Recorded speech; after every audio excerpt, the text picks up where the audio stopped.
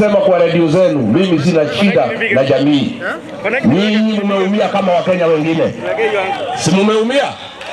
Hapa Mloti mliambiwa vijana mtawekewa ICT. Imewekwa ama haijawekwa?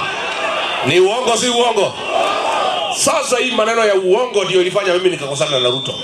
Unadanganya mpaka watu ya nyumbani. Wale watu ya jamii yako unawadanganya.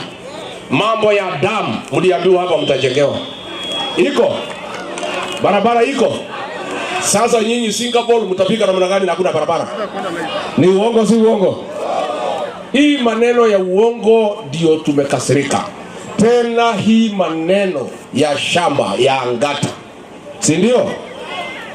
Na Mau Forest, nyinyi mlitolewa Mau mkaambiwa mtapewa fidia, mtapewa compensation.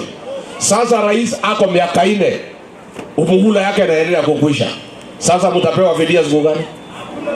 Wabunge wenu wote wamenunuliwa, hawaongei. Senator haongei, wajumbe hawaongei. Sasa Rigiji atakuwa mtetezi ya Wakipsigis kwa sababu umedhulumiwa.